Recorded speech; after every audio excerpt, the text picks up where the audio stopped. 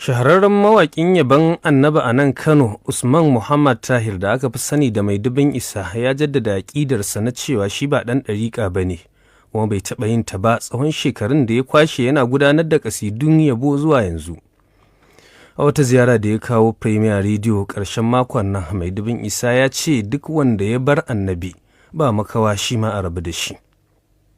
Ni tun da na fara ma ai annabin na runguma, amma abin da nake gaya maka bana so in fito fili in ce ma kaza da kaza, amma kowa ya riga ya san abin da ke faruwa. Duk wanda ibar annabi to zaka rabu da shi kuwa, ba laifi bane in har aqidar dole ne a rabu da shi bayan in an yi kokarin gyara masa bai gyara ba. Aqida kuma nace aqida aka maka lawo maganar tauhidi, duk wanda ka saba da shi akan maganar tauhidi to lallai kun rabu, dan ko sallah kuma ba iri ɗaya bace, ko da a zahiri sun bayyana iri ɗaya to ba iri ɗaya kuke sallah ba.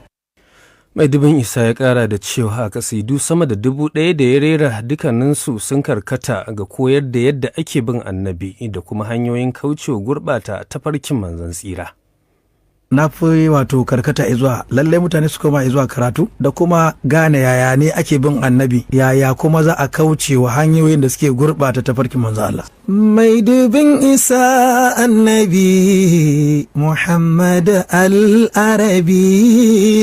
Dubin Isa annabi Muhammad al-Arabi.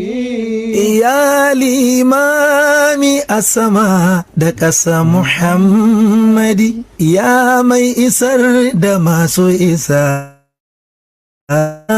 hadi, ya adalin alkadi mai ilimi bila haddi, saifullahi babullahi Muhammad al-Arabi. Mai Dubin Isa annabi Muhammad al-Arabi. Fasihin mawaƙin yabon Annaba a nan Kano, Malam Usman Mai Dubin Isa.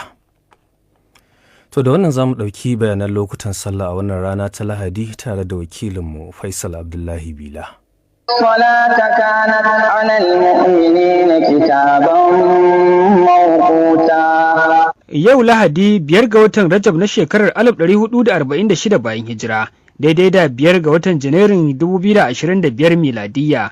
Mukutarin sallar azahar zai shiga da karfe 12:31 na rana.